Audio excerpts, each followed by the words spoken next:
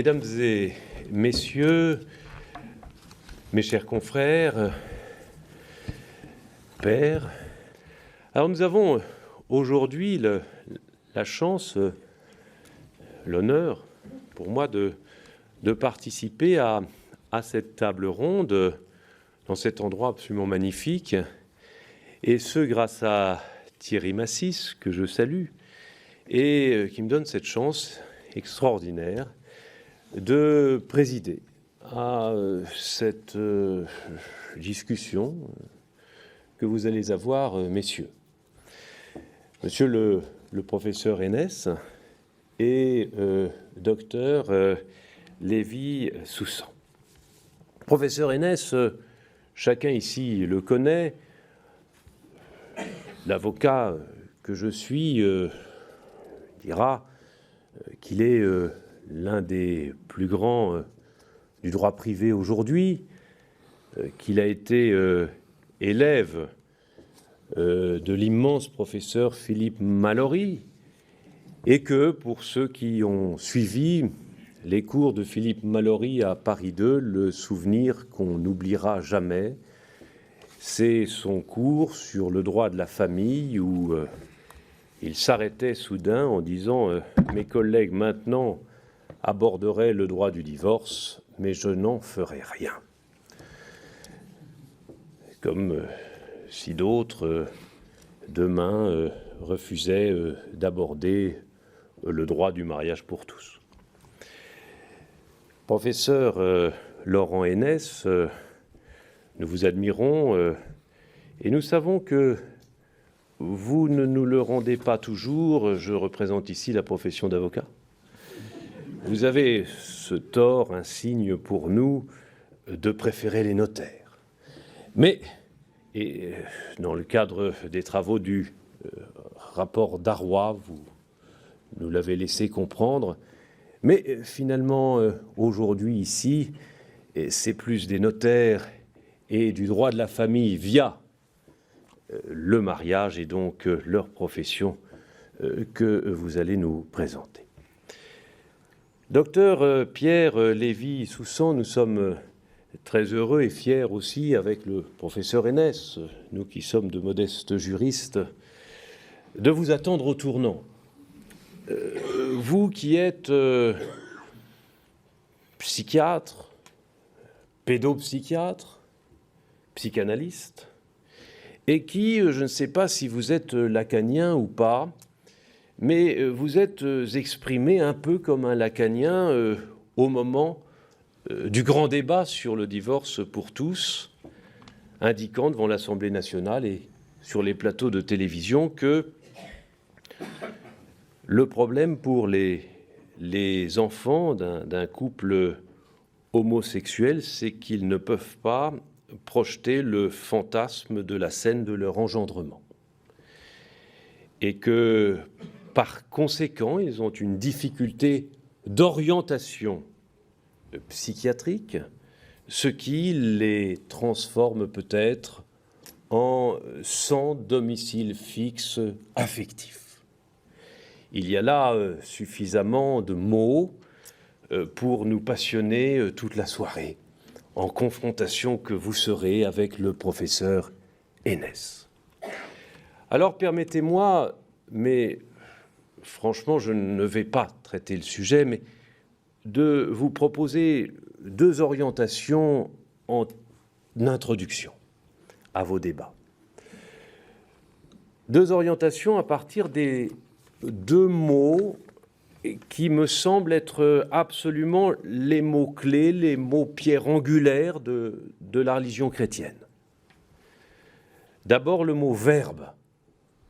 Début était. Ce mot « verbe », ce vecteur de communication, transmission, famille, la transmission passe bien entendu par le verbe, ce mot « verbe », cette notion, ce vecteur, ce véhicule, existe-t-il encore quand nous avons perdu le sens des mots? Je sais, professeur Henès, que vous vous poserez la question tout à l'heure du sens du mot père, du sens du mot père, du sens du mot mère, du sens du mot autorité, auctoritas. Et je sais, docteur, que vous vous posez la question de l'émergence d'un néo-langage. Moi qui suis avocat pénaliste, je note que lorsque je vais dans les prisons voir les jeunes, et les jeunes qui sont les protégés du père Guy Gilbert, j'en défends chaque année un ou deux, parce que je pense que c'est mon devoir, eh bien je note que lorsque j'ai prêté serment en 1985, les mots portaient.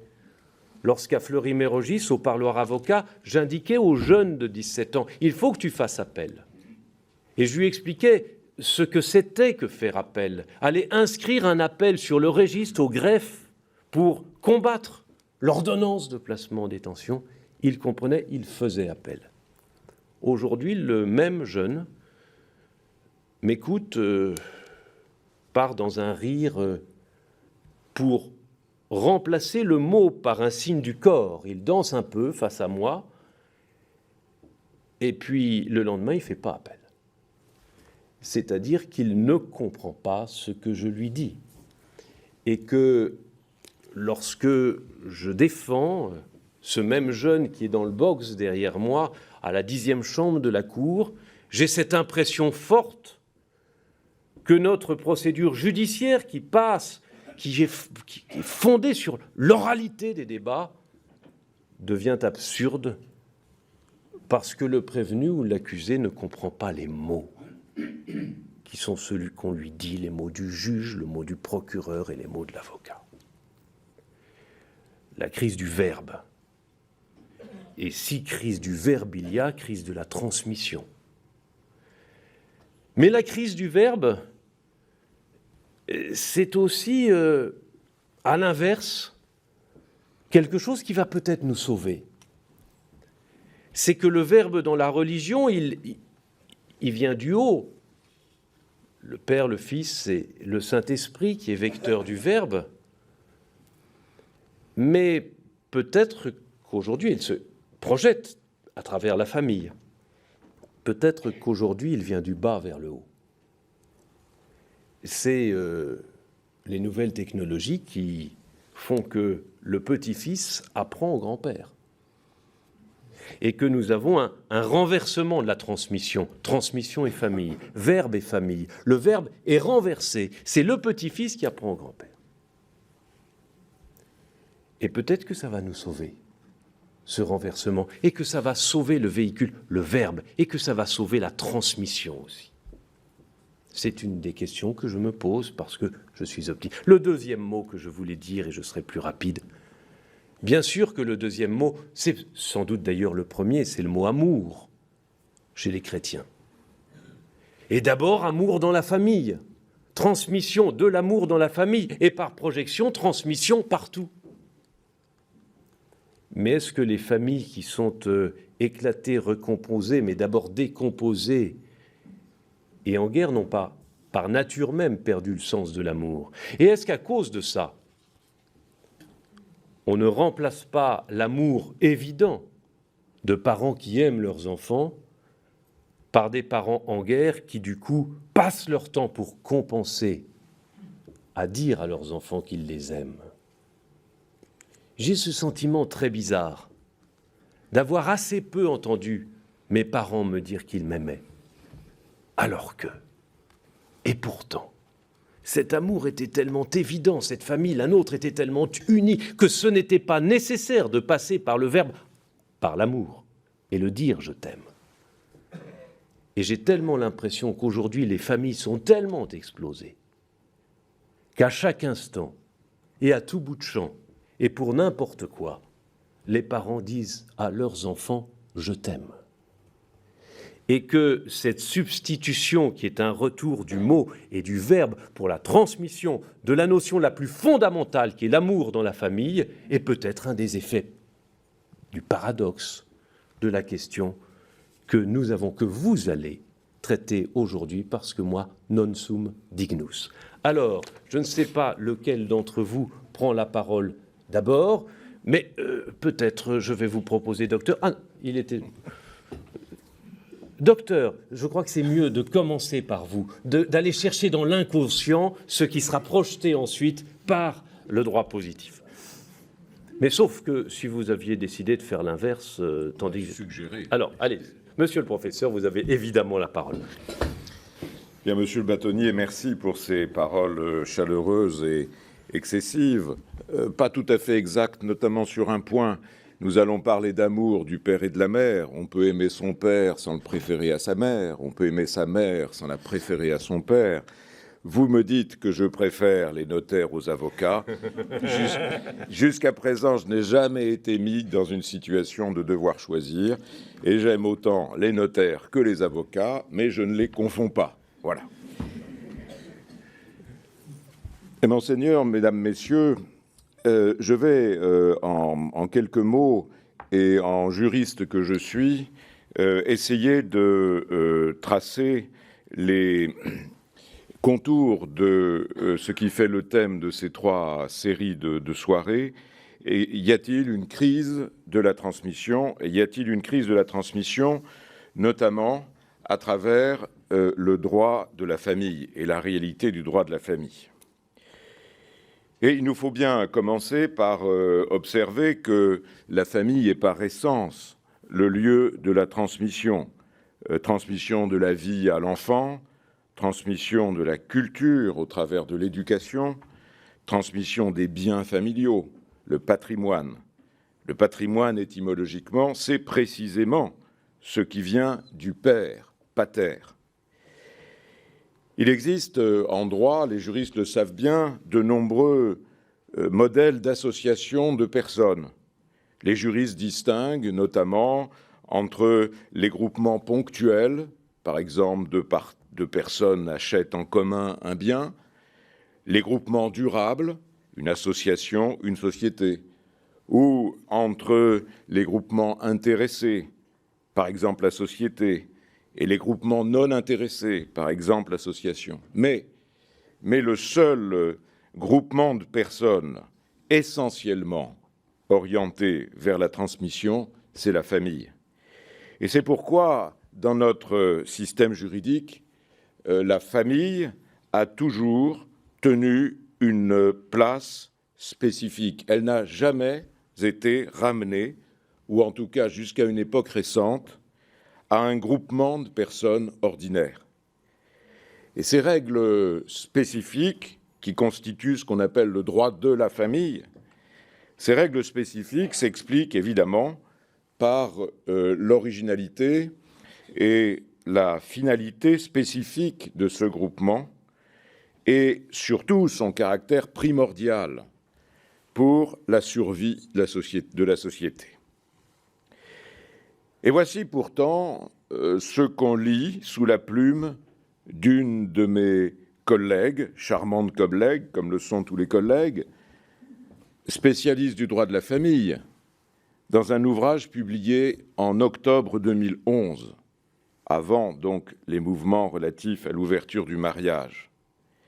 Voici ce qu'elle écrit. À la question de savoir ce qu'est la famille, tout un chacun serait tenté de répondre simplement l'union d'un homme, d'une femme et de leurs enfants. La réponse ne serait pas totalement fausse. Elle correspond à l'acception classique du modèle familial occidental des XIXe et XXe siècles. Mais une telle réponse serait aussi extrêmement restrictive, comme en attestent nombre de travaux sur la famille. Des conceptions anthropologiques mettent à l'épreuve cette acception, en révélant la diversité de la notion de famille dans le monde. Les études sociologiques et démographiques permettent ensuite de constater que cette conception classique de la famille n'est plus l'exact reflet de la société. Et au fond, cette description que je trouve sous la plume de cette jeune collègue, cette description n'est pas tellement originale. Elle correspond à l'état d'esprit assez répandu chez les juristes aujourd'hui.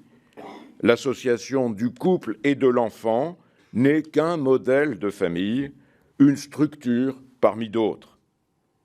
Et en effet, le sociologisme et l'anthropologisme, à laquelle elle vient de faire allusion, puissants dans notre matière, surtout depuis les années 70, ont remis en cause la pertinence de ce triangle centré sur la communication des personnes unies en direction de l'enfant de leur union. Mais alors se posent immédiatement deux questions. Première question, si la famille n'est plus orientée vers la transmission de la vie, de la culture, des biens aux descendants, à quoi bon la considérer comme un groupement spécifique? À quoi bon un droit de la famille s'il ne s'agit plus que d'une harmonieuse entente précaire entre des individus? N'est-il pas alors préférable de laisser chacun se comporter suivant sa conscience et sa croyance, pourvu qu'il ne cause aucun tort à autrui? Et de fait, le déclin de la règle impérative dans les relations familiales a été pointé justement par l'un de ses principaux artisans, le doyen Carbonnier. Je cite, « En libérant certains comportements de la sanction juridique, le législateur a entendu les renvoyer à d'autres systèmes normatifs, les mœurs, la morale, la religion, plaçant ainsi chacun sous sa propre responsabilité. Il a ouvert à toutes les familles une sorte de libre concurrence. » Vient alors la seconde question, comment la société peut-elle assurer son dynamisme et même sa survie si elle ne privilégie pas la transmission dans les groupements de personnes? Comme l'écrivent Philippe Mallory, auquel vous venez de faire allusion, et Hugues Fulchiron, je cite, « Une famille qui ne donne pas la vie ou n'est pas durable, dépérit. Une société sans famille ou sans famille féconde est impitoyablement condamnée à disparaître. » Et si la vie est donnée en dehors d'une famille, comment et par qui la fonction de socialisation des enfants sera-t-elle assumée? Telles sont, vous le voyez, les questions graves que suscite l'idée de dissocier famille et transmission. Comme si une famille pouvait exister sans aucune fonction de transmission générationnelle, et inversement, comme si la transmission générationnelle pouvait s'opérer sans famille. On le voit bien d'ailleurs aujourd'hui avec les débats que suscite d'un côté la refondation de l'école et en parallèle le projet de réforme du droit de la famille.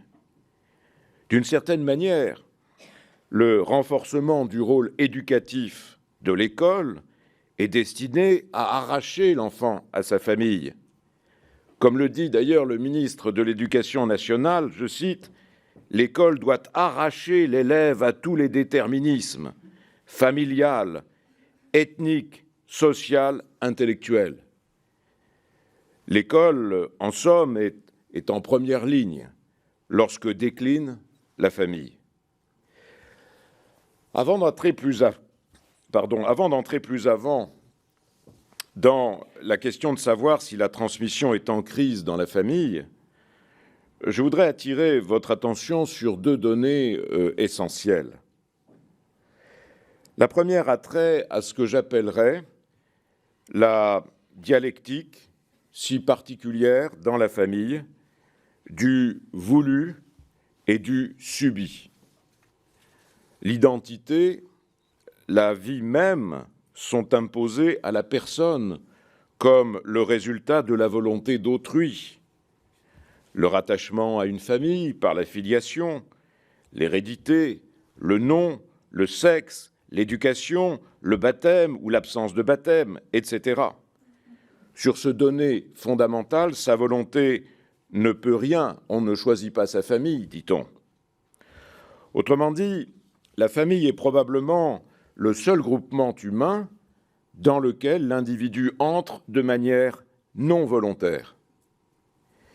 Il y a là une limite à la puissance de la volonté qui paraissait naguère indépassable.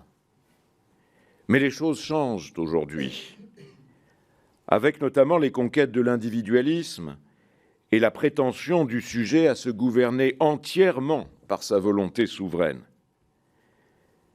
Beaucoup d'auteurs, on vient de le voir, ont observé le déclin de l'impératif et la progression du mode contractuel à l'intérieur de la famille. Au fond, le mariage aujourd'hui ne tient que si les époux le veulent bien. Le pax est une union précaire. L'autorité parentale peut être organisée contractuellement et même déléguée à un tiers. Cet emballement de la volonté individuelle va permettre au sujet de mettre en cause son existence même, de la poser devant lui, de la poser devant le juge, de la juger, de la jauger. Et c'est ce que nous voyons, par exemple, avec la fameuse affaire Perruche, où l'individu va pouvoir reprocher au médecin de l'avoir laissé naître en pratiquant un avortement inefficace. Il devient de même insupportable de se voir imposer un sexe, et toute l'évolution du droit ces dernières années est une lente ouverture du donné vers l'acquis. Y a-t-il donc des limites à cette conquête de la liberté individuelle sur le donné, le transmis? Toute transmission a-t-elle vocation à se transformer à plus ou moins long terme en une acquisition, dépendant de la volonté du sujet? La seconde donnée, précisément, a trait, au fond, aux deux pôles de toute transmission. Il y a d'un côté le transmetteur et de l'autre le bénéficiaire de la transmission. La crise de la transmission dont nous parlons depuis la semaine dernière, la crise de la transmission pourrait concerner facilement le premier pôle, l'acte de transmettre. L'acte de transmettre pourrait buter sur la volonté de conserver, la volonté de jouir pour soi-même. L'altruisme bute sur l'égoïsme. Mais l'autre pôle est aussi engagé, peut-être de manière plus subtile, peut-être de manière moins visible. Le bénéfice de la transmission. La transmission, sous cet angle passif, atténue l'autonomie du sujet, met en péril sa construction propre, son autonomie, d'une certaine manière blesse son orgueil. Voyez par exemple les héritiers des grands capitaines d'industrie qui n'ont cesse de développer la fortune qu'ils ont reçue dans des secteurs qui leur soient propres et dont ils puissent être fiers.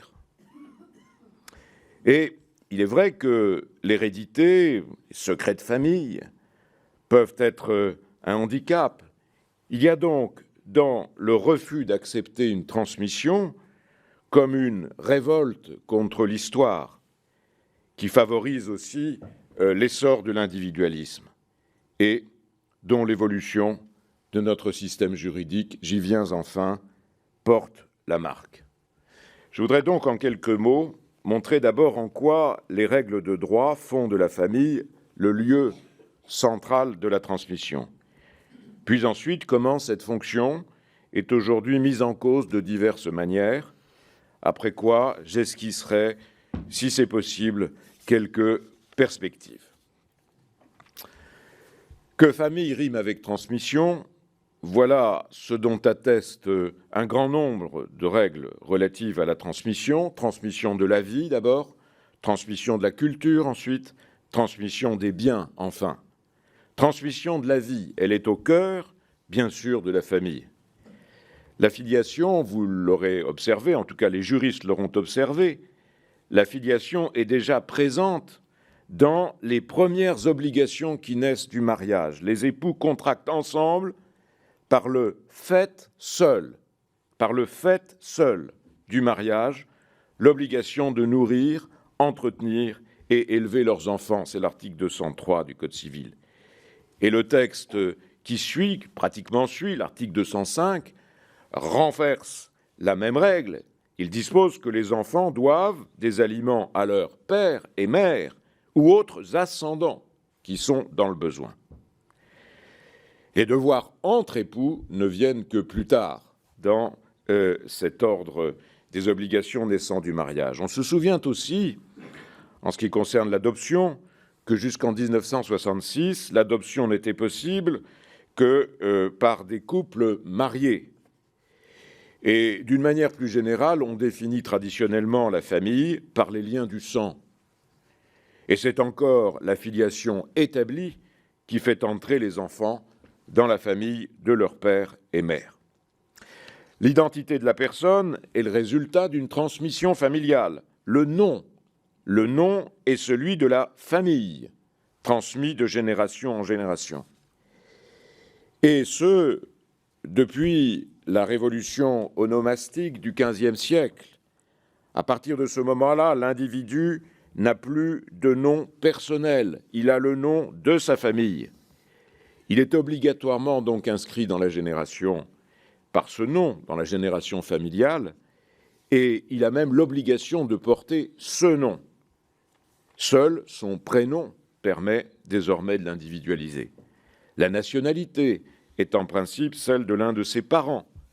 Sa religion est au moins pendant un certain temps déterminée par ses parents. Au-delà de ces marques d'identité, la socialisation de l'individu est réalisée au sein de la famille, par l'éducation et la transmission des valeurs familiales.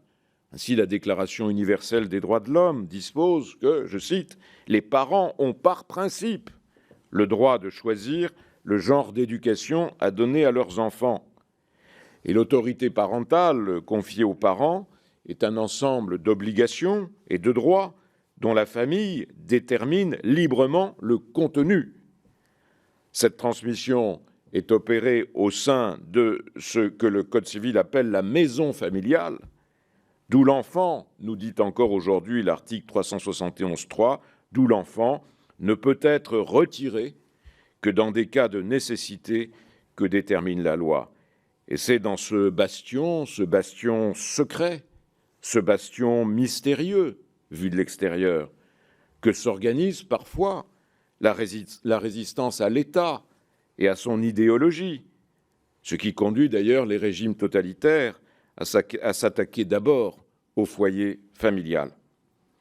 Enfin, le sort des biens au décès de la personne est réglé à partir de l'idée que l'héritier le plus proche en degré, c'est le descendant.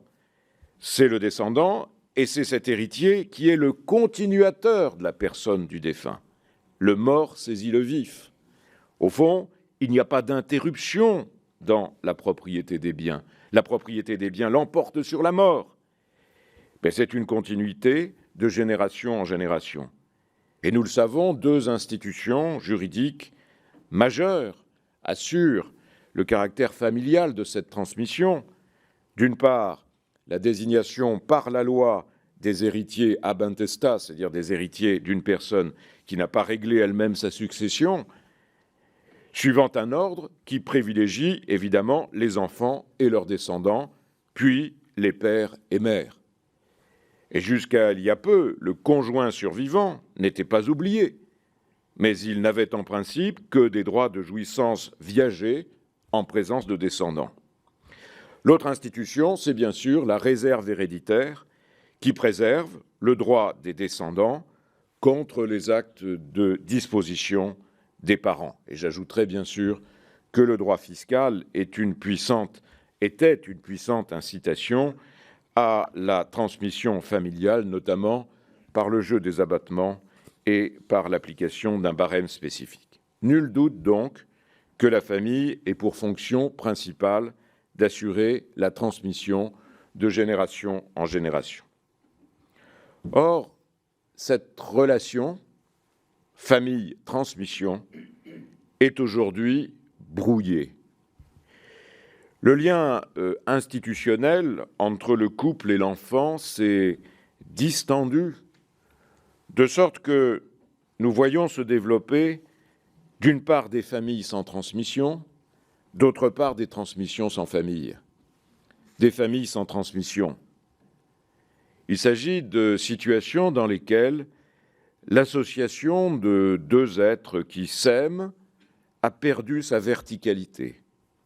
Elle ne se développe plus que pour la satisfaction au maximum viagère des membres du couple. C'est une organisation pratique, rationnelle, agréable, mais qui n'entend pas s'inscrire dans une durée, en tout cas une durée qui dépasserait la vie de ses membres. L'enfant n'est pas exclu, mais il apparaît plutôt comme un complément, ce qui manque à la parfaite jouissance de ses droits, de leurs droits individuels. Quelques signes de cette situation, c'est d'abord, bien entendu, l'institution du pacte civil de solidarité, du PACS, en novembre 1999, dont la définition est la suivante: un contrat conclu par deux personnes majeures pour organiser leur vie commune. Un contrat qui se fait et se défait au gré des volontés individuelles. Or, le PACS prend, au fil des réformes successives, de plus en plus de consistance. Il en vient à singer le mariage. Il est aujourd'hui mentionné en marge de l'état civil, et les conséquences fiscales du PACS s'alignent sur celles du mariage. C'est encore, bien sûr, l'ouverture du mariage aux couples homosexuels, qui, en principe, n'est pas orientée vers la génération. Encore qu'il faille être prudent à cet égard. La volonté de fonder une famille est présente dans certaines revendications homosexuelles. C'est encore et surtout le développement des modes de gestion des biens, du patrimoine, et même la notion même de patrimoine qui s'est publicisée et cesse très souvent d'appartenir à la sphère privée. Donc des modes de gestion des biens orientés vers la jouissance et la prévoyance individuelle, au détriment de la conservation et de la transmission. De là, par exemple, le développement de la vente en viager, qui a ressurgi ces derniers temps, l'invention du prêt viager hypothécaire et les fortes incitations fiscales à la constitution d'une épargne retraite qui n'a pas vocation à la transmission et qui sera servie sous forme de rente viagère, alors que dans le même temps, le capital est taxé. De même encore, le développement des familles recomposées, c'est-à-dire composées de membres qui n'appartiennent pas au même lignage, et qui fait apparaître au fond la famille comme un lieu de vie, une communauté, qui peut être protectrice, mais qui n'entend pas s'inscrire dans l'histoire, dans la génération. Parfois même un phalanstère admirable, une micro-société dont on nous vante l'harmonie. En sens inverse se développent, je crois, des modes de transmission sans famille. D'abord, bien sûr, liés à l'essor du divorce et, par conséquent, des familles monoparentales. Mais aussi dans des familles volontairement monoparentales. La voie a été ouverte en 1966 par la possibilité pour une personne non mariée d'adopter un enfant, mais à l'époque, cette adoption était conçue dans le seul intérêt de l'enfant.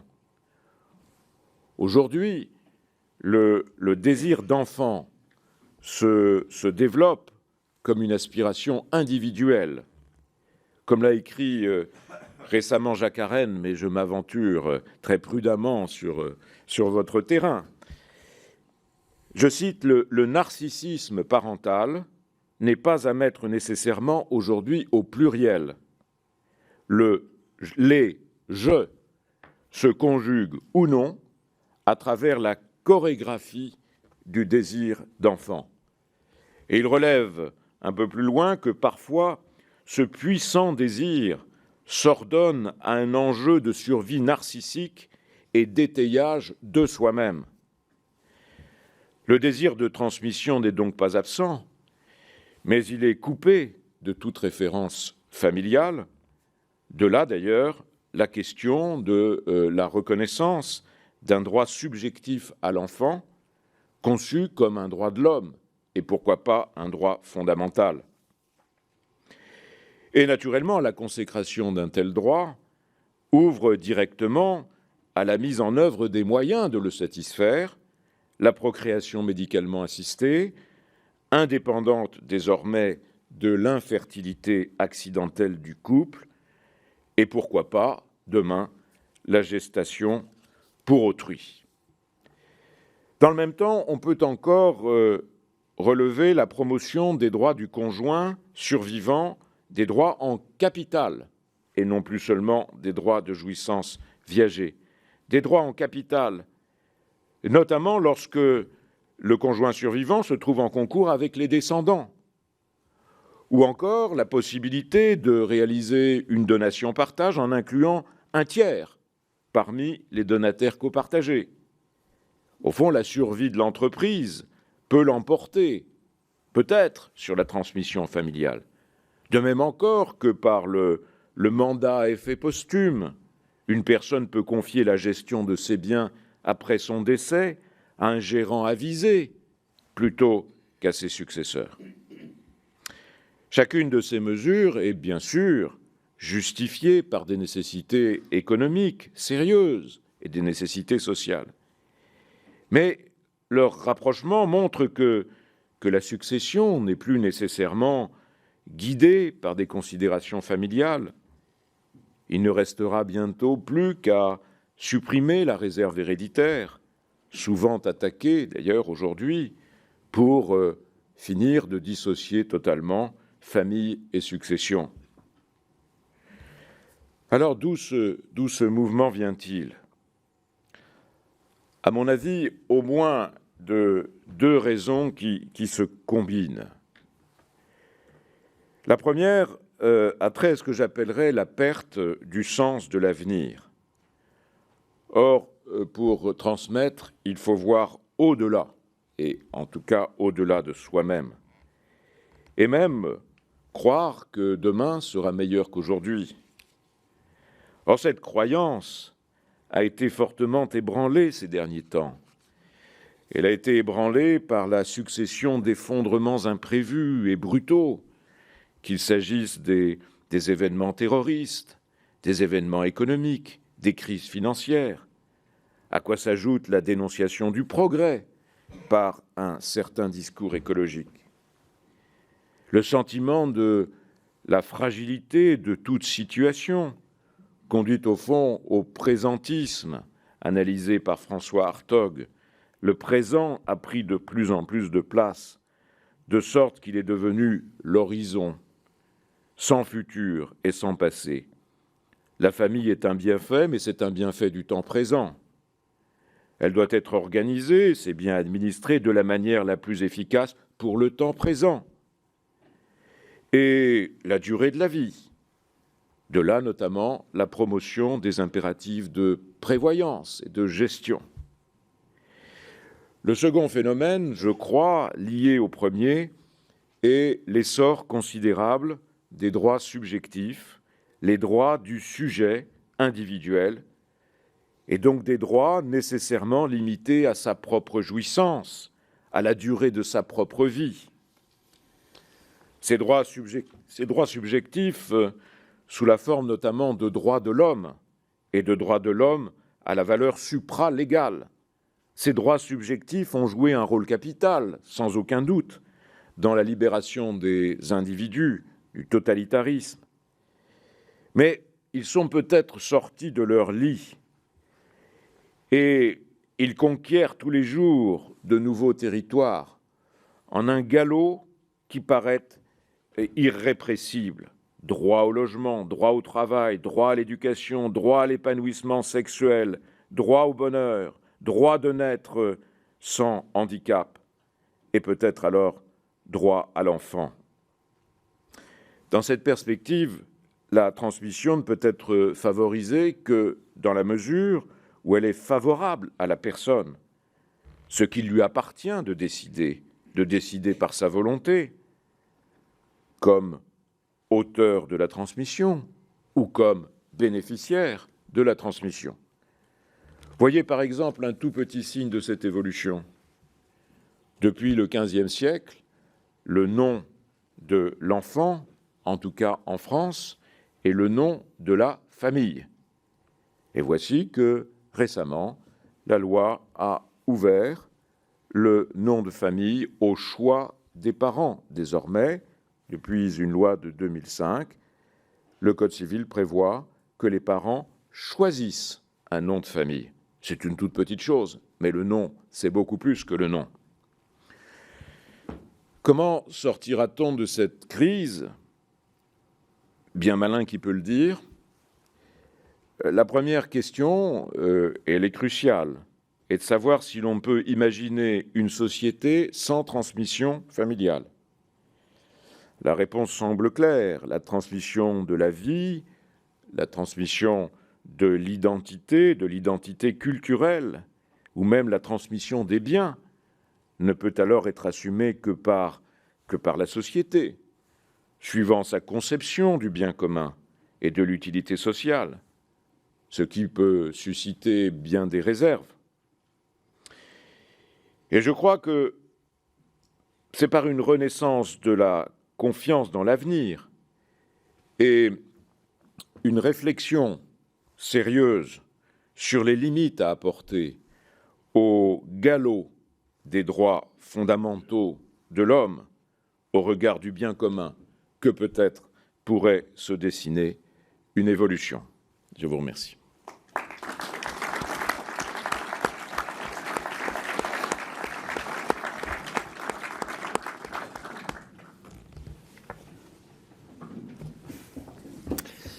Bien, très difficile de prendre la parole après ce remarquable exposé. Tout d'abord, je tiens à vous remercier,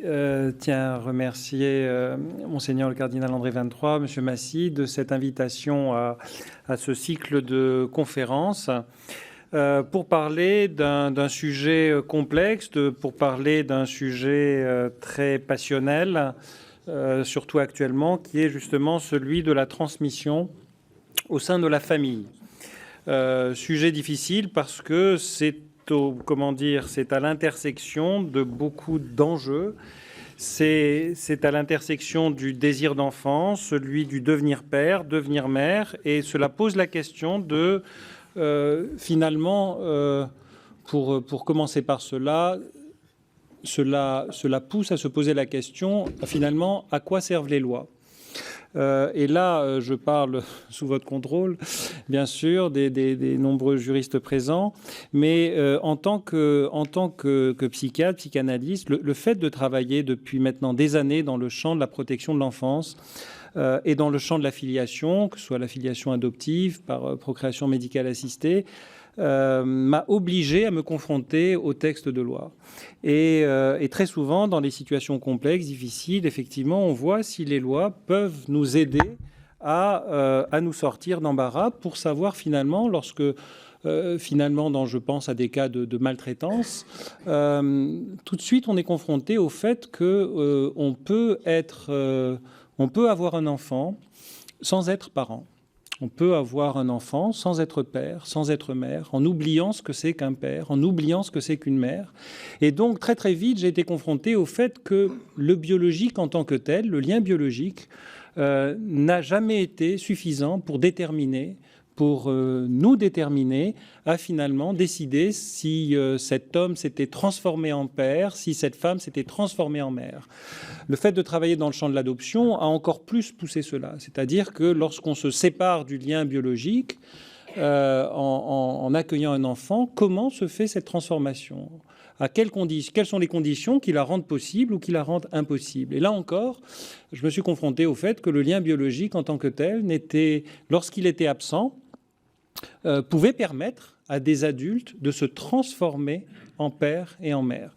Et donc j'ai constaté dans la clinique que, et ça c'est quelque chose aussi qu'on constate dans toutes les cliniques, y compris non adoptives, que la venue d'un enfant, lorsque l'enfant paraît, d'une certaine façon, cela allait provoquer au sein de ce couple un certain nombre de processus psychiques qui allaient peu à peu mettre en place la transformation d'un adulte qui avant ne demandait rien à personne peu à peu en père ou peu à peu en mère. Et cet enfant, cet être de chair, allait lui aussi être transformé en fils ou fille de l'un et de l'autre sexe, pour reprendre la définition romaine. Et parlant effectivement du côté romain, je me suis rendu compte qu'il y avait véritablement des points de similitude et des points de contact entre notre travail, entre notre clinique, qui permettait de comprendre comment devient-on fils-fille, comment devient-on père et mère, et les lois. Et j'en reviens donc à cette introduction, ce pourquoi des lois. Et en voyant justement les textes, l'une des réponses à ce pourquoi des lois a été donnée par un fragment de loi que l'on retrouve dans le Code justinien, qui est justement à cette réponse, les juristes avaient répondu « vitam instituere », c'est-à-dire pour instituer la vie. Et la proximité de ce terme « instituer », à côté de ce terme le plus biologique qui soit, la vie, prouve ô combien justement la nécessité, complexité et mélange du côté le plus biologique au côté le plus institué, c'est-à-dire le fait de produire, de construire quelque chose de l'ordre de l'humain.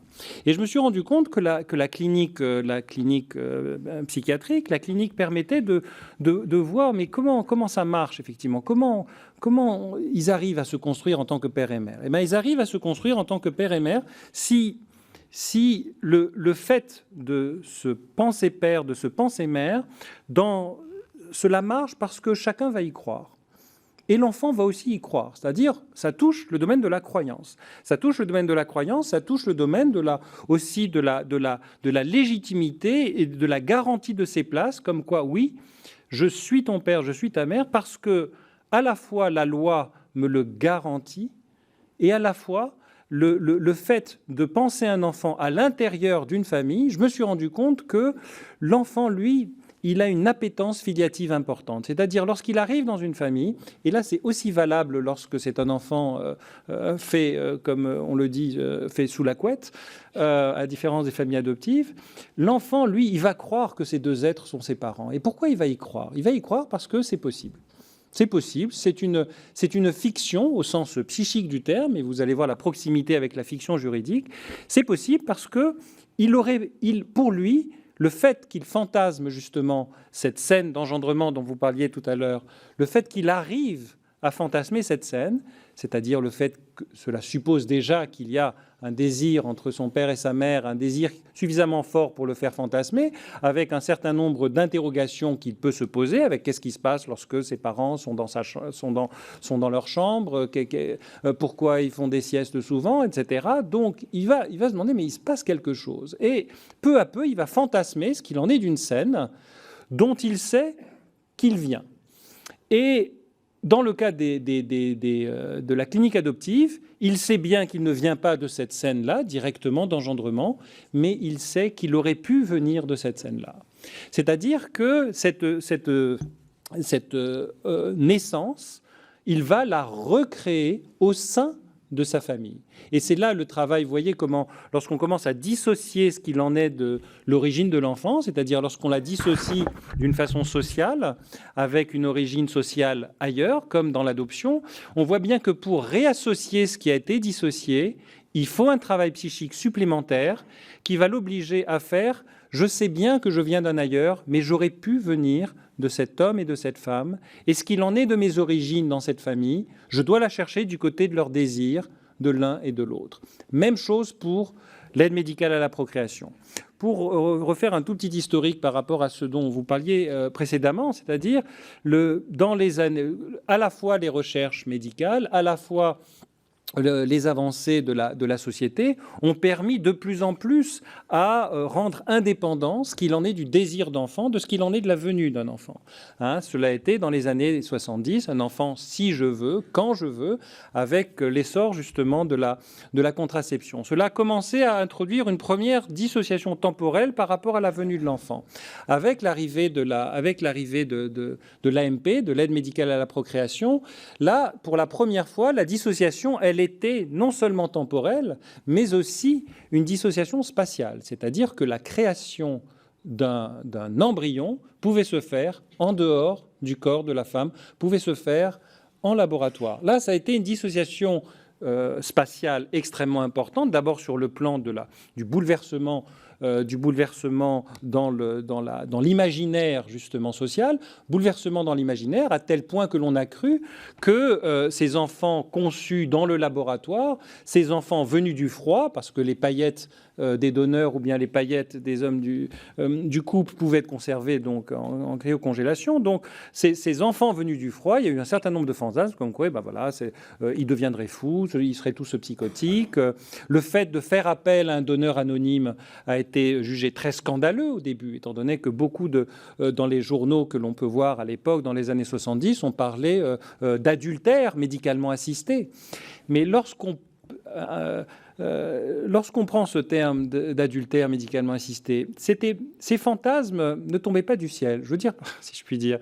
C'est-à-dire que ces fantasmes venaient, on les a toujours. C'est-à-dire lorsqu'un couple vient nous voir pour faire appel à une technique d'insémination artificielle avec donneur, ou bien lorsqu'on les voit dans l'adoption et disent on n'a pas voulu faire appel à la technique d'IAD ou à la technique des dons d'ovocytes ou à la technique des dons d'embryons. Pourquoi? Alors je demande toujours pourquoi.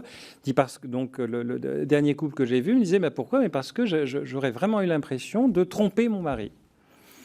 Et là, c'est intéressant parce que ça veut dire que le temps, il y a 10, 20, 30 ans, c'est-à-dire ce fantasme est toujours très présent, c'est-à-dire la tentation que la société a de biologiser la filiation. C'est-à-dire que pour ce couple-là, pour cette personne-là, et puis pour 99% de la population, la filiation biologique est le vecteur de la famille. La filiation biologique, c'est le vecteur du père, c'est le vecteur de la mère. Si j'étais lacanien, chose que je ne suis pas, mais si j'étais lacanien, et un collègue lacanien l'a dit mieux que moi, disait très souvent, les gens assimilent le spermatozoïde à la paternité, c'est-à-dire le spermatique. Mais je ne suis pas lacanien. Et donc, mais le fait de penser justement la filiation en ces termes biologiques, c'est-à-dire si je faisais appel à l'IAD, je tromperais mon mari, veut dire que pour cette femme-là, il y a véritablement quelque chose d'une réappropriation et d'une fiction à mettre en place qu'elle ne pourra pas mettre en place. Mais que si ce couple se dirige vers ces techniques-là, ça pourra donner un échec de l'AMP. Et on voit bien comment, lorsqu'on fait appel à ces dissociations-là, on voit bien que ça peut ne pas marcher. Il existe des échecs d'AMP, il existe des échecs d'adoption. Alors ensuite, on va retrouver des adultes en colère, en souffrance. Je veux retrouver mes origines biologiques. Effectivement, ils vont aller du côté du biologique. Pourquoi? Parce que quelque chose de leur scène familiale n'a pas pu se jouer. Tout cela, cette longue parenthèse pour dire que ces dissociations, soit par le biologique, soit par le social, ou soit tout simplement ou même un père et une mère avec des enfants sous la couette, il faut que cette fiction soit possible. Il faut que cette fiction soit pensable. Et c'est pour cela que, par rapport à l'adoption, par exemple, les Romains qui ont les premiers réfléchi par rapport à ce mécanisme-là, à cette technique juridique, c'est-à-dire ce n'est qu'une technique juridique, mais à l'époque des Romains, la technique juridique n'était pas qu'une technique juridique, c'est-à-dire il y avait cette arrière-pensée de vitam instituere, c'est-à-dire d'instituer la vie. Et ils se sont demandé, puisqu'on peut faire une fiction juridique, jusqu'où peut-on aller? Et donc ils s'étaient posé la question, non pas des couples de même sexe pour un enfant, mais ils auraient pu, parce qu'ils ont posé exactement la même question par rapport à jusqu'où peut-on aller par rapport aux lois, par rapport aux limites de la loi. Ils se sont demandé si un homme pouvait adopter un enfant plus âgé que soi. Et là, c'est prodigieux comme question. C'est prodigieux comme question, c'est-à-dire ça pose vraiment les enjeux, c'est-à-dire puisqu'on peut créer un lien juridique et qu'on peut prendre un être et le rendre justement fils et fille de l'un et de l'autre sexe, jusqu'où peut-on aller? Et la réponse qu'ils ont donnée est pour moi d'une actualité totale. Et parce qu'elle est totalement cohérente par rapport à la clinique que nous observons. C'est-à-dire que la réponse des Romains, des juristes romains, était très très simple. Ils ont répondu non. D'ailleurs, pourquoi non? Pourquoi? C'est le plus intéressant. Ils ont répondu non. Pourquoi? Parce que la fiction propre à cette situation, cette fiction juridique, au sens noble du terme de fiction, et non pas galvaudée de nos jours, cette fiction ne serait pas crédible. C'est-à-dire que la fiction de la famille, le fait que l'on est persuadé que notre père est notre père, notre mère est notre mère, elle marche pour autant qu'elle est crédible. Et la crédibilité qu'apportaient les Romains, c'était une crédibilité au sens aristotélicien du terme, c'est-à-dire que c'est une crédibilité qui marche parce qu'elle est raisonnable et parce qu'elle est à l'imitation de la nature. Et que parce que c'est dans cette imitation que l'enfant, il va y croire, il va y adhérer. C'est-à-dire, et ça c'est quelque chose que l'on retrouve aussi dans toutes les familles, c'est-à-dire pour l'instant, on n'est pas allé chercher, et on ne cherche pas encore, je ne dis pas encore parce que je suis très très prudent par rapport à l'évolution des lois, on ne cherche pas encore à vérifier que le père est le père au sens biologique. C'est-à-dire, nous n'en sommes pas encore au test d'ADN dans les maternités.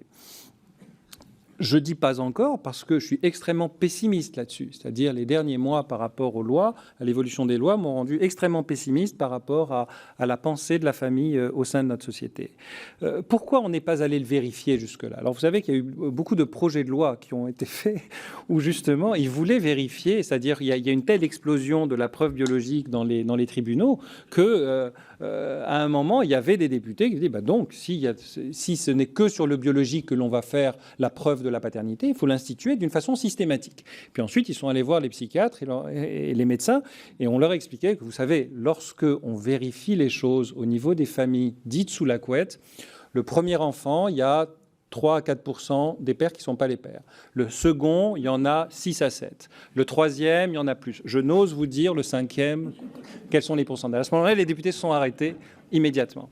Et pourquoi? Parce que, mais là encore, il résonne là encore avec le biologique qui fait la filiation. Pour nous, c'est l'une des pensées les plus délétères qui soient dans le champ de la protection de l'enfance. Et c'est pour cela que d'ailleurs, dans les cas de maltraitance, on a un mal fou à interrompre un lien maltraitant. Pourquoi? À cause de « mais après tout, c'est son père, mais après tout, c'est sa mère ».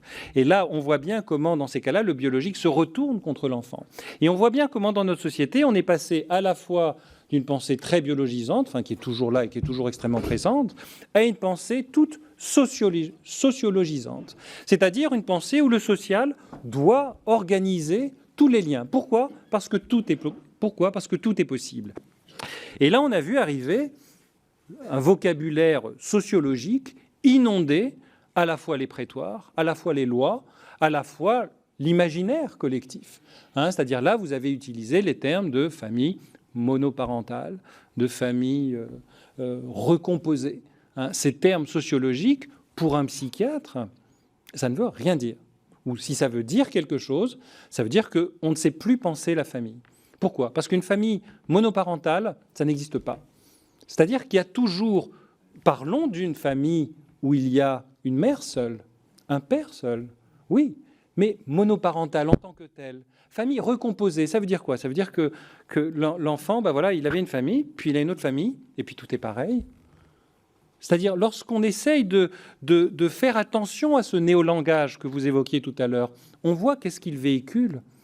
On voit que le fait même de parler de parental, le fait que le terme parental soit devenu un lieu commun, tend à faire oublier qu'il y a un père, il y a une mère, et que le père et la mère ne sont pas identiques. Et c'est pour cela que cela vient sur un terrain sociologique, si je puis dire, extrêmement préparé, c'est-à-dire depuis des années, on a vu peu à peu s'éroder ce qu'il en est de la spécificité, ce qu'il en est de la différence du père et de la mère, grâce justement à un vocabulaire qui voulait tout faire passer. Mais non, c'est la même chose.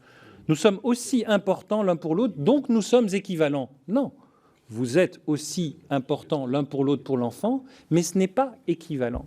C'est au contraire très asymétrique. Les besoins de l'enfant par rapport à son père, par rapport à sa mère, sont asymétriques, ne sont pas importants dans le même moment et ont un rythme propre.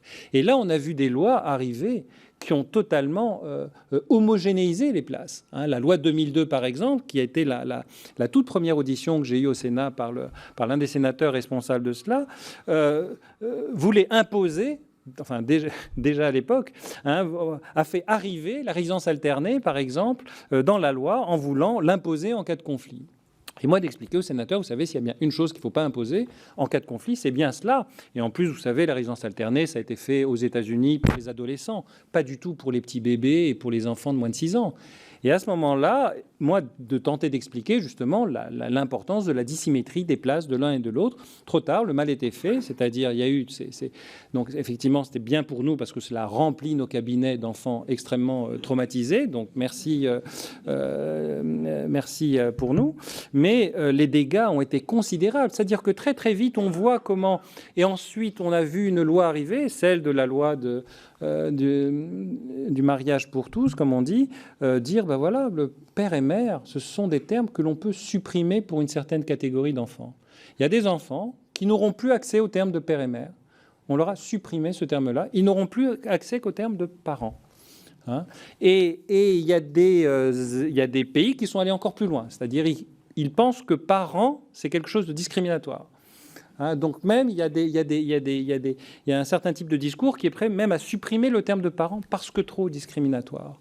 Et on voit bien que dans toute cette logique-là, oui, effectivement, on peut se demander quelles sont les limites, justement, quelles en sont les limites. C'est-à-dire, lorsque l'on voit justement ce que vous évoquiez tout à l'heure, c'est-à-dire ce qu'il en est de cette explosion de cet hyper-individualisme, oui, qu'est-ce qui peut limiter? Et on voit bien que les lois en tant que telles, hein, en tout cas les lois qui ont supprimé ce que j'appelle le noyau atomique de la filiation, c'est-à-dire les lois qui ont supprimé la naissance comme étant la base de la filiation, est pour moi une loi qui est précisément fonctionne contre la loi. C'est-à-dire c'est véritablement une loi qui, au lieu d'organiser anthropologiquement quelque chose qui a un sens, et je pense que les lois ont cette fonction anthropologique qui est celle qu'avaient vu les Romains, c'est-à-dire celle d'instituer la vie, on voit bien que lorsqu'on met un enfant dans une position où il ne peut plus créer cette fiction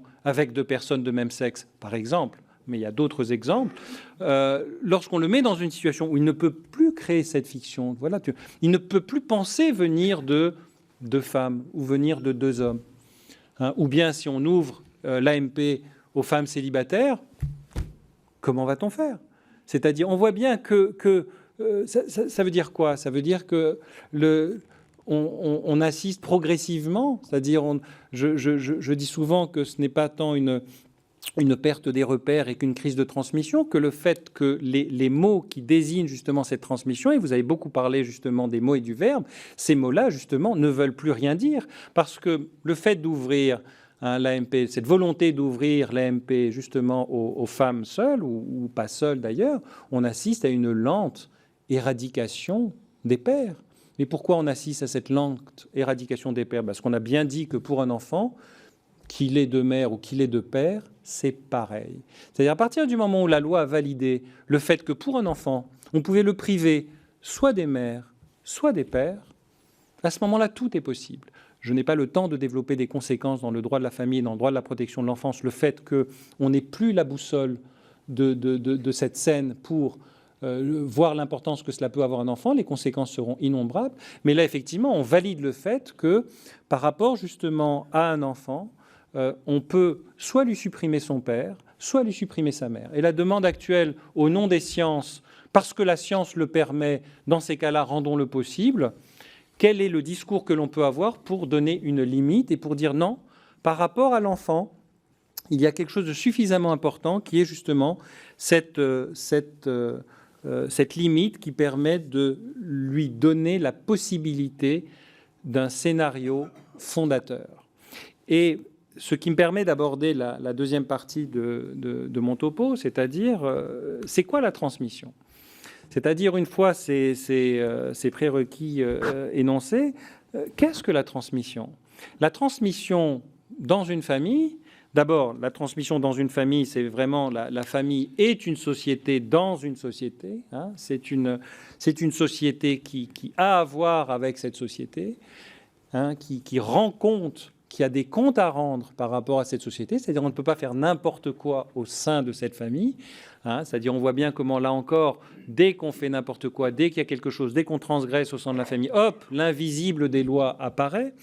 Mais ce lieu de qu'est-ce que la famille par rapport à la transmission, quel est le rôle, quelle est la fonction que peuvent avoir le père et la mère par rapport à cet enfant, j'isolerai une fonction qui est essentielle par rapport à notre sujet d'aujourd'hui, qui est celui d'assurer la transmission d'une dette, qui est celui d'assurer la transmission d'une dette filiative.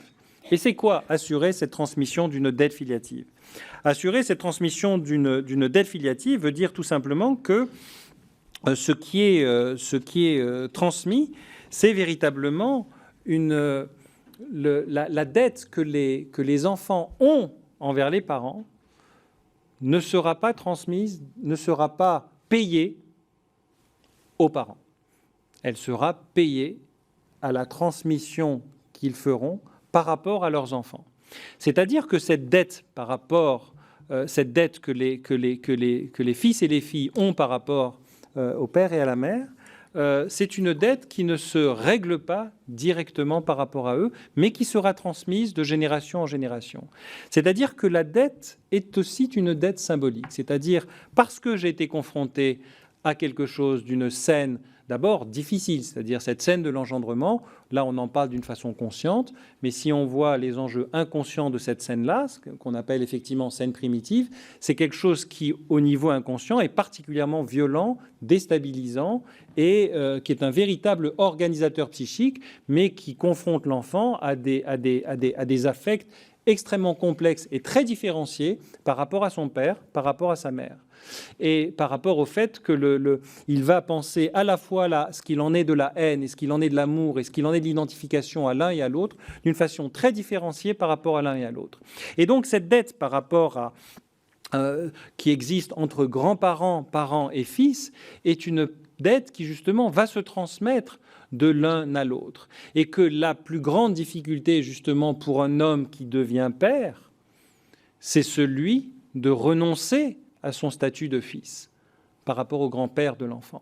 Et on voit bien comment le fait justement, lorsque l'enfant paraît, et lorsque je dis il y a un processus psychique complexe qui vient prendre la place dans la tête de ce père-là, c'est que ce père-là va devoir renoncer à son statut de fils ou le mettre légèrement de côté, parce qu'on reste toujours le fils de son père, mais il va falloir renoncer à tout ce qui est le propre du Fils, donc une certaine toute-puissance, pour devenir père, c'est-à-dire, et père, celui qui ne sera pas dans la toute-puissance, et père, celui qui acceptera ce qu'il en est de la limite, de ce qu'il en est d'une limite qui sera incarnée soit par la loi, soit par n'importe quel tiers qui exerce cette limite.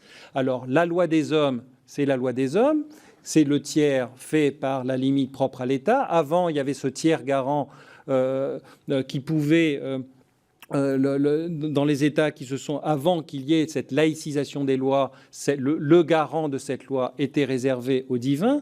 Et on voit bien comment cette limite propre à l'homme qui devient le père est une limite qui, comme dirait Camus, un homme ça s'empêche, et père celui qui va limiter sa toute-puissance par rapport au Fils, grâce à un tiers qui l'aura métabolisé.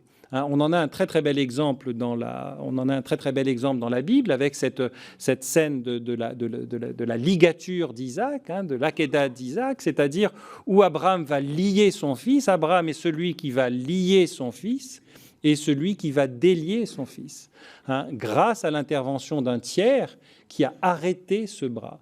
Et cette métaphore est extrêmement importante parce que c'est justement une métaphore qui montre à quel point justement la limitation de la toute-puissance paternelle va être importante grâce justement à un tiers qui garantit les places et qui va limiter. Et on voit bien comment les hommes qui n'arrivent pas à devenir pères et qui sont toujours des fils, de la même façon, le discours est identique par rapport à une femme qui ne renonce pas à son statut de fille et qui ne peut pas justement devenir mère. On voit bien comment on est dans quelque chose de l'ordre de la toute-puissance par rapport à des enfants, de l'ordre d'un lien totalement fusionnel avec ses enfants, ou bien du côté du père, d'un lien de maltraitance, ou bien un lien incestuel. Qu'est-ce que c'est qu'un lien incestuel par rapport à ses enfants? C'est un lien où justement il n'y a aucune limite, où je me permets d'occuper toutes les places, où il n'y a pas de différence entre le père, la mère, le fils et les filles. Donc on voit bien comment cette importance de la loi, oui, c'est un montage. La loi est un montage. La loi est un montage où il fixe des places, mais ces places ont un sens. Et c'est pour ça que la dette que l'on a par rapport à ces enfants, c'est une dette, c'est-à-dire leur offrir un monde, leur donner une place qui a un sens, et ce sens est raisonnable par rapport à ce qui organise leur psyché au tout début de leur vie. Et que cette dette que nous avons à leur égard, c'est une dette qui fait que oui, on ne peut pas être à toutes les places, oui, on se limite. C'est-à-dire que dès le début de la vie, ils introjectent le fait que l'homme et la femme qui sont là ne sont pas tout-puissants. Et c'est grâce à cette acceptation de cette toute-impuissance, ou en tout cas d'une puissance régulée, qu'ils vont pouvoir se construire peu à peu comme père et mère. Le père et la mère est quelque chose de la construction par rapport aux données, justement, aux données sociales qui sont fournies par la société et qui permet justement à chacun de se construire. Mais c'est pour ça que l'enfant va pouvoir se construire grâce, non pas dans un fantasme d'égalitarisme absolu, mais grâce à une dissymétrie de ces places-là. Et c'est vrai que c'est violent pour un enfant de se heurter à la dissymétrie du père et de la mère, à la dissymétrie de la différence des sexes. C'est quelque chose d'extrêmement violent. On aimerait que tout le monde soit pareil. Les fantasmes de clonage, s'il y en a qui, vous l'avez rêvé, d'autres l'ont fait, c'est-à-dire pour que ce type de fantasme du même, de tout le monde est pareil, pour que cela marche, ce type de fantasme, c'est que là encore, c'est quelque chose qui nous traverse tous. Donc oui, quelque chose de l'ordre de la différence des sexes, c'est violent. C'est violent pour un enfant, et ça pourra l'être aussi pour justement les adultes. Donc on voit bien comment cette limitation permet de penser le fait que chaque place n'est pas identique et n'est pas interchangeable. Et c'est cette dette aussi qui est transmise, et si les parents fournissent justement cette dette, c'est grâce au fait que l'enfant, justement, il a des créances à leur égard. Et que oui, les enfants ont des créances par rapport au monde des adultes, et que parce qu'ils sont enfants, on ne va pas leur faire payer tout de suite le fait que ce ne sont pas encore des adultes. Et là, ce n'est pas le sujet de ce soir, mais par rapport justement à quelles sont les conséquences du recul de l'âge par rapport au droit pénal, le recul de l'âge par rapport... Mais on voit bien comment cette limite entre enfants, adultes, etc., on veut la faire reculer de plus en plus, c'est-à-dire faire disparaître les créances par rapport au monde des enfants. Tout cela pour dire que ce qu'il en est justement de cette transmission, et ce renoncement justement à la place des fils que font les pères, de façon à assumer justement cette place de père par rapport à son fils, permet justement la transmission grâce à ce noyau symbolique qu'organise justement la filiation. C'est pour ça que ces interdits qui sont véhiculés, eh bien, c'était des interdits qui étaient véhiculés par le sens que cela avait. Et depuis, on assiste justement depuis 20-30 ans, une société où de plus en plus, par rapport justement à ce qu'il en est de la transmission, le côté institution devient beaucoup plus fragile, devient beaucoup plus attaquable. L'institution, c'est ce qui permet justement de régler la question, mais au nom de quoi on va me dire non? La question du au nom de, c'est-à-dire avant c'était une question qui était facilement réglée, au nom de quoi? Au nom des textes, au nom de Dieu.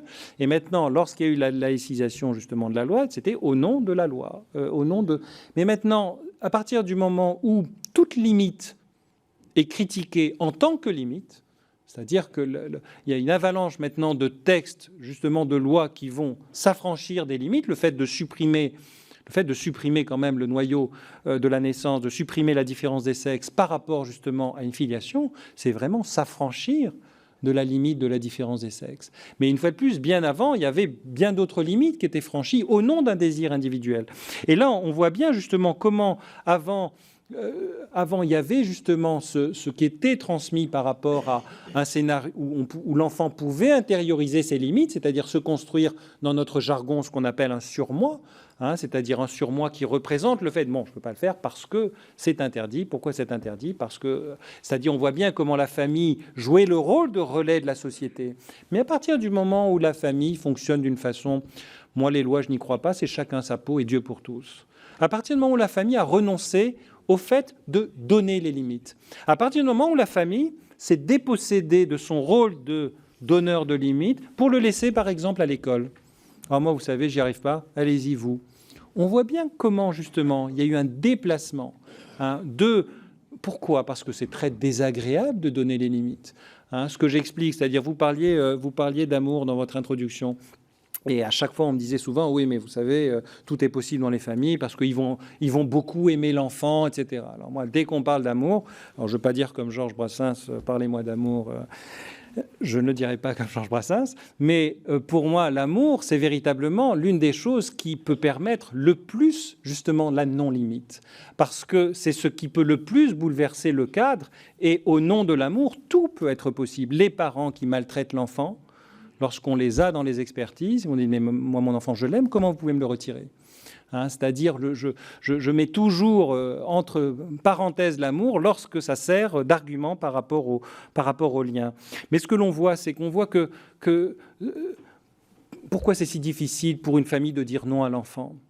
Parce qu'il faut qu'ils acceptent la haine de cet enfant. En revanche, oui, parlons de haine, avec plaisir.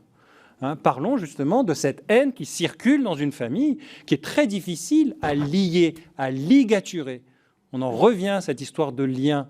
Mais là, on ne va plus se servir d'un couteau, on va se servir de parole. Et on en revient à l'importance du verbe. On en revient à l'importance du verbe qui a un sens. Pourquoi ? Parce que ce verbe va lier les choses, va lier les affects. Oui, tu me détestes parce que, effectivement, je t'ai interdit l'ordinateur, mais je m'en fous. D'accord ? Pourquoi ? Parce que c'est comme ça. Pourquoi ? Parce que je suis ton père, parce que je suis ta mère, parce que c'est comme ça. C'est-à-dire qu'il y a effectivement quelque chose qui est de l'ordre de j'accepte la haine de l'enfant. Pourquoi ? Parce que c'est pas ça qui me définit comme parent. C'est ni la haine ni l'amour qui me définit comme parent. En revanche, ce qui va me définir, c'est effectivement cette dette que j'ai envers mon enfant, qui est celui de lui fournir une limite. Et on voit bien comment, à force, pendant toutes ces années, dans ces 50 dernières années, on a vu justement la déqualification du père et de la mère. On ne sait plus ce que c'est qu'un père et une mère, et on en arrive à l'aboutissement symptomatologique le plus total en faisant disparaître ce terme-là pour une certaine catégorie d'enfants. Et là, on voit bien justement comment ce fournisseur de la limite devient difficile avec l'explosion, là encore, que vous avez dénoncé tout à l'heure, des droits contractuels, c'est-à-dire, oui, c'est-à-dire on va tout de suite mettre en place quelque chose que nous allons accepter tous les deux, mais c'est-à-dire c'est refuser une certaine transcendance qu'a la loi par rapport à un certain au nom d'eux. Donc, on voit bien comment on passe d'une société de type oedipienne, pour reprendre un certain jargon, type oedipienne, avec un surmoi, etc., à une société de type narcissique, avec une nouvelle idolâtrie apparaître. Et c'est quoi cette nouvelle idolâtrie apparaître ? C'est celle d'un narcissisme tout-puissant, au nom de moi. Au nom de moi, parce que je le vaux bien. Et parce que je le vaux bien, tout m'est possible. Et qui vous allez être pour me refuser des embryons, du spermatozoïde, des ovocytes, des ventres porteurs, au nom de quoi ? Pourquoi ? Parce que je le vaux bien. C'est-à-dire cette religion, j'utilise volontairement le terme, cette nouvelle religion de l'ultra-narcissisme est quelque chose qui va maintenant organiser le lien social. Et non seulement organiser le lien social, mais organiser les lois. Et on voit bien comment parfois une minorité de personnes, minorité d'une minorité, va vouloir organiser les lois au nom d'un hyper-individualisme, au nom d'un désir, au nom d'une passion qui fait la loi. Or, et on voit bien comment la loi est pervertie. C'est-à-dire la loi, c'est celle qui est censée encadrer les passions familiales, les encadrer, leur donner des limites et un sens.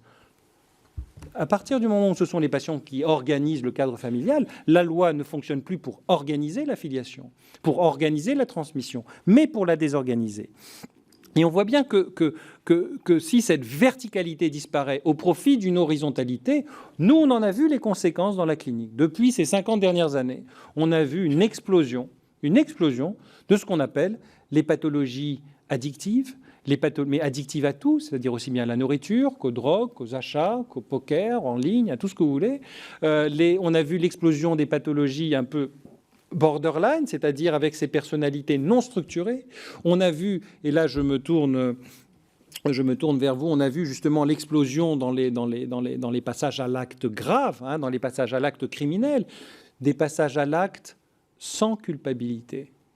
C'est-à-dire un discours, et ça on le voit aussi en expertise, on le voit, de aucun regret, aucun malaise par rapport à un acte, quelque chose de très froid, un acte criminel sans culpabilité. Où est-ce qu'elle est passée, la culpabilité ? Où sont passées les instances qui permettent de se sentir coupable, par rapport à une limite qu'on a franchie ? Et on a vu l'éclosion justement de ces pathologies. Enfin, et on voit donc les conséquences de la disparition de cette verticalité sont multiples. Avant, par exemple, à l'école, vous parliez justement de l'école. L'école est un bon exemple. L'école, on voyait comment, avant, il y avait des instituteurs. Instituteur, le terme est beau. Instituteur, celui qui tient debout, instituer, se tenir debout. État vient de là, cela permet de se tenir debout. On a vu disparaître ce terme d'instituteur, celui qui permet à des enfants de se tenir debout, avec le terme de professeur. Ça n'a rien à voir. Professeur, celui qui met en avant la science, complètement différent. Et on voit bien justement comment justement le rôle... Non, mais il y a un temps pour tout. L'université, c'est le lieu justement de la science. Je parle justement de l'instituteur. Et donc, on voit bien comment... Et ensuite, on voit bien comment cette démission, entre guillemets, du père et des mères par rapport à fournir les limites, eh bien, on va demander à l'école de fournir ses limites, à des professeurs de fournir ses limites. Enfin, c'est-à-dire, on voit bien comment on ne sait plus qui fait quoi au nom de quoi. Et véritablement, cette désocialisation par rapport, c'est-à-dire lorsque la famille ne socialise plus au sens noble du terme, on va demander à l'école de socialiser, et là ça va être compliqué. Et on voit bien comment une famille et on voit bien justement ces néo-familles qui vont apparaître, qui se sont auto-instituées grâce à des lois qui les ont instituées, c'est-à-dire auto- et hétéro-instituées, mais grâce à une demande de dire au nom de moi, au nom de mon désir, je veux cet enfant, je veux qu'il ait 2 mères, 2 pères, ou je veux ce que vous voulez. On voit bien comment, par rapport à une famille qui est déconnectée justement du principe même de la transmission et de la filiation, est une famille qui va effectivement mettre l'enfant dans une situation... Et alors là, je reprécise par rapport à ce que vous avez dit, c'est-à-dire SDF, c'est-à-dire sans domicile filiatif connu. C'est-à-dire, pour moi, ce n'est pas une question d'affect. C'est-à-dire sans domicile filiatif, c'est-à-dire le mettre dans une situation où il ne peut pas s'engendrer dans quelque chose de généalogique par rapport à son père et sa mère, c'est quelque chose de compliqué pour lui. Parce que justement, on va voir comment un enfant qui est confronté, et ça on le voit depuis 50 ans, à quelque chose de l'ordre de la toute-puissance de ses parents, parce que ses parents refusent toute la limite, ils veulent tout est possible à tous les enfants, et moi je suis surtout pas ton père et ta mère, nous on est copains, rien de pire que de dire à son enfant, nous on est copains. Et quand vous voyez des pères et des mères ressembler, c'est-à-dire quand ils arrivent en consultation, on cherche où sont les parents, parce qu'ils sont tous habillés pareil, avec le casque, le truc, on se dit mais où sont les pères et mères, donc oui, effectivement, là... Tout est possible avec une société qui pousse de plus en plus. C'est-à-dire, on voit bien en plus comment le berger a répondu à la bergère, c'est-à-dire avec ce libéralisme économique pointé par les uns, envié par les uns, dénoncé par les autres, on voit comment à ce libéralisme a répondu une sorte de libéralisme dans le domaine de l'intime, du sexuel, du désir d'enfant, tout aussi sans limite. Donc, pour en arriver aux conclusions, sans doute... J'en étais juste au milieu de mon exposé. Pour en arriver justement aux conclusions, on voit bien que avoir un bébé, quand on est de l'ordre de la production, c'est facile. Instituer un sujet avec des limites et le transformer en humain, c'est compliqué. Et auparavant, d'une certaine façon, l'être humain se structurait face aux interdits, qui avaient justement un sens. Cela conflictualisait son rapport au monde, cela conflictualisait son rapport à ses parents dans un registre oedipien, et les limites, loin de dénarcissiser, lui permettaient justement de ne pas tomber justement dans quelque chose de l'ordre de la toute-puissance. Donc, pour conclure, je voudrais justement conclure que ce qu'il en est de cette dette par rapport à l'enfant est une dette de sens. C'est une dette où l'on transmet justement ce qu'il en est de la vie, que l'enfant pourra transmettre à son tour en donnant la vie. Et là encore, ce n'est pas forcément en donnant la vie à un être de chair.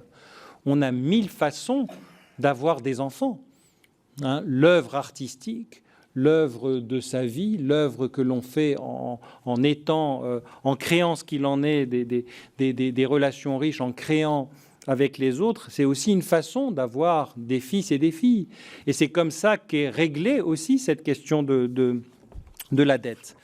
C'est pour cela que pour en conclure, des lois qui ne servent plus à nous limiter ne vont plus nous permettre justement de nous donner la possibilité de nous identifier à ce qu'il en est à l'enfant. Parce que celui qu'on oublie totalement dans tout cela, c'est effectivement l'enfant.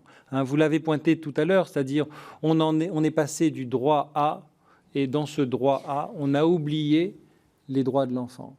C'est-à-dire l'enfant, et il ne faudrait pas, donc par rapport à tout ce qui organise ces lois, il ne faudrait pas oublier dans ces lois un certain nombre de valeurs qui organisent la venue au monde de l'enfant, qui sont des valeurs où l'enfant il a le droit à son développement, il a le droit à du sens, il a le droit d'affronter la différence des sexes au sein justement de sa famille, il a le droit justement à être protégé du fait de cette vulnérabilité qui le rend vulnérable à tous les discours par rapport au monde des adultes.